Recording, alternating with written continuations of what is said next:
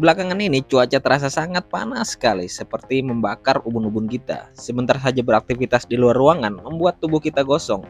Cuaca panas tahun ini serasa lebih panas dibanding tahun lalu. Dan seperti biasa, rasa kekepoan saya menuntun saya untuk googling dan mencari tahu apa sih penyebabnya cuaca panas ini. Dan akhirnya setelah saya membaca beberapa sumber, saya pun menemukan jawaban kenapa cuaca akhir-akhir ini begitu panas.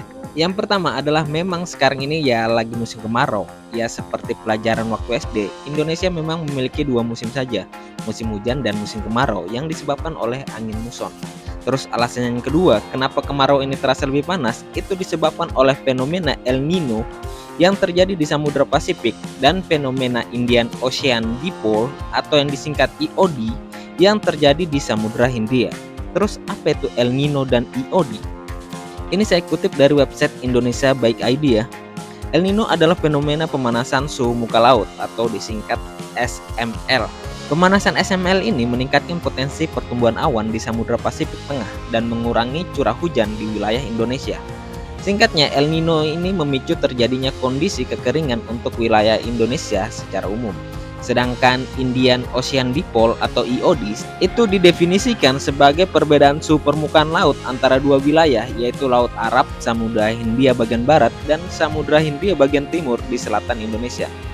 Berdasarkan pengamatan yang dilakukan oleh BMKG, indeks El Nino pada Juli ini mencapai level moderat, sementara IOD sudah memasuki level indeks yang positif. Fenomena El Nino dan IOD positif ini saling menguatkan sehingga membuat musim kemarau 2023 menjadi lebih kering dan curah hujan pada kategori rendah hingga sangat rendah. Ya simpelnya dua fenomena ini mempengaruhi kurangnya terbentuknya awan di wilayah Indonesia.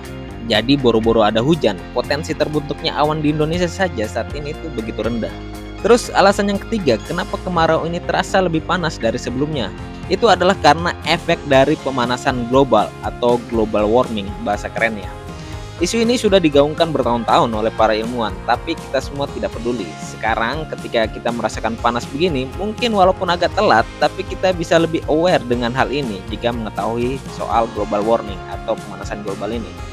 Dan di sini saya akan coba membahasnya dengan bahasa manusia ya.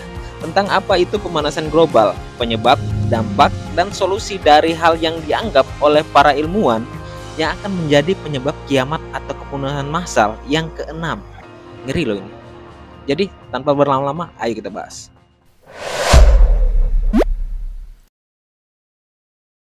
Pemanasan global atau global warming adalah kenaikan suhu rata-rata permukaan bumi, mau itu di daratan, lautan, atau di atmosfer. Menurut laporan terbaru Badan Meteorologi Dunia atau WMO, pada 12 Januari 2023 menyatakan bahwa tahun 2022 menjadi tahun terpanas secara global. Catatan kenaikan suhu mencapai 1,15 derajat Celcius. Lebih tinggi dari suhu sepanjang periode pra-industri yang berkisar di antara tahun 1850 sampai 1900-an. Pemanasan global kemungkinan besar akan terus berlanjut hingga masa-masa mendatang. Bahkan melansir dari website National Geographic, ada AI yang membuat perhitungan berdasarkan kenaikan rata-rata suhu permukaan bumi saat ini. Itu akan naik 2 derajat Celcius dalam 10 tahun ke depan. Padahal menurut perjanjian Paris di 2015 soal global warming ini, 200 negara berjanji akan berusaha untuk mencegah kenaikan suhu bumi itu agar tidak boleh lebih dari 1,5 derajat Celcius. Penyebab pemanasan global itu adalah efek rumah kaca. Terus apa itu efek rumah kaca? Begini, atmosfer bumi itu tersusun oleh beberapa gas, antara lainnya nitrogen, oksigen, karbon dioksida, uap air, argon, dan lain-lain. Nah, gas-gas ini disebut juga gas rumah kaca. Jadi, apa fungsi gas rumah kaca? Fungsi gas rumah kaca itu adalah memperangkap sebagian panas yang didapat dari matahari agar menjaga suhu bumi itu agar tetap hangat.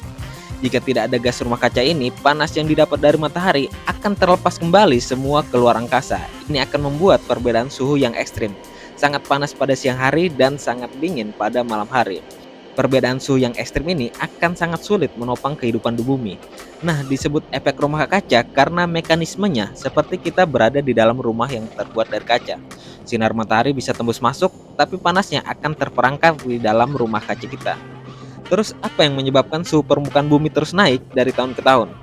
Ya karena dari tahun ke tahun gas rumah kaca penyusun atmosfer itu semakin bertambah secara alami. Nah, dan manusia mempercepat bertambahnya konsentrasi gas rumah kaca yang kian tinggi. Tiga gas paling bertanggung jawab terhadap pemanasan global adalah karbon dioksida, metana, dan nitrogen oksida. Saat ini kandungan CO2 atau karbon dioksida naik drastis 149% dibandingkan era pra-industri. Terus CH4 atau metana naik sebesar 262% dan N2O atau nitrogen oksida naik sebesar 124%. Dan inilah beberapa aktivitas manusia yang menyebabkan peningkatan konsentrasi gas rumah kaca itu semakin tinggi.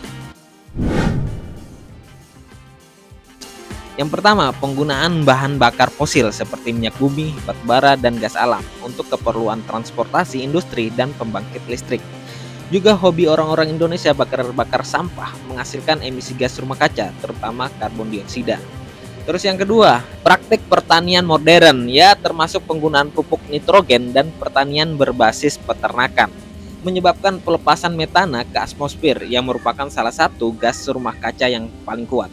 Terus pembukaan hutan dan penggundulan hutan untuk pertanian, pemukiman, dan industri juga menyebabkan pelepasan karbon dioksida ke atmosfer karena kerusakan hutan yang mengakibatkan hilangnya penyerapan karbon alami. Terus yang keempat, industri dan proses manufaktur seperti produk semen, kertas, dan bahan kimia juga dapat menghasilkan emisi gas rumah kaca.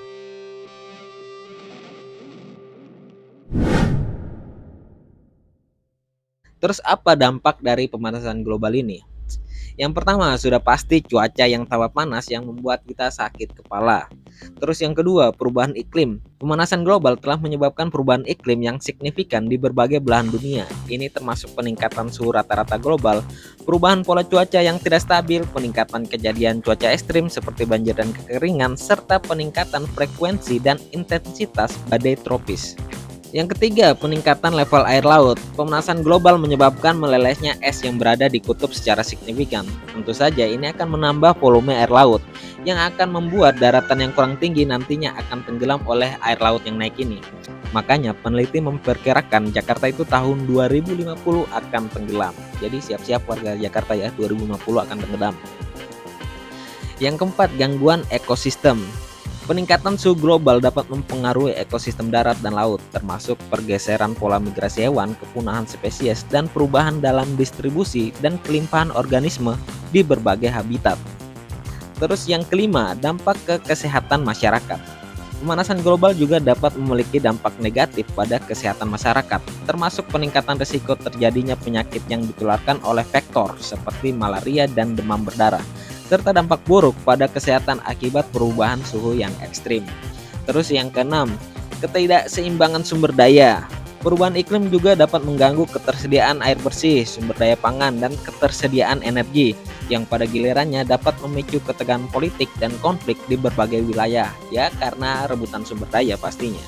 Terus yang ketujuh, menurut perhitungan ilmuwan, jika semua ini tidak berhenti atau paling tidak melambat, Bumi di tahun 2100 sudah tidak kompatibel bagi manusia. Itu berarti ya sama dengan kiamat bagi kita tentunya.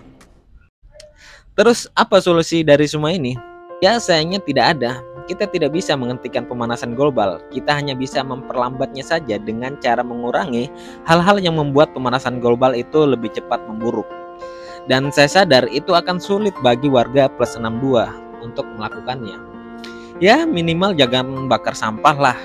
Dan ini pun juga akan sulit dilakukan. Coba kamu beritahu tetangga kamu atau kamu tegur tetanggamu atau orang tuamu untuk tidak membakar sampah. Pasti akan diomeli kamunya. Atau bisa juga dengan kita semua itu belajar sampai pintar agar bisa membuat pesawat antariksa untuk digunakan untuk menemukan planet-planet yang layak huni di luar tata surya kita.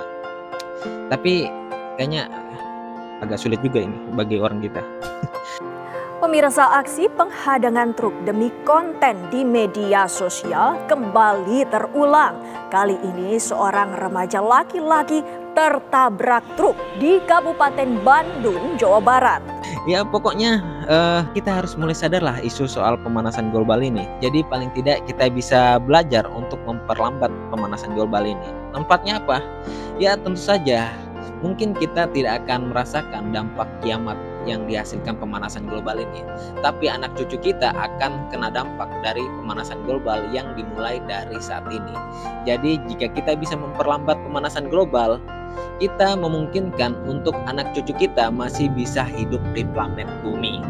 Oke, sekian saja video kali ini. Terima kasih sudah menyimak dan dadah. Jaga bumi dan jaga tempat tinggal kita.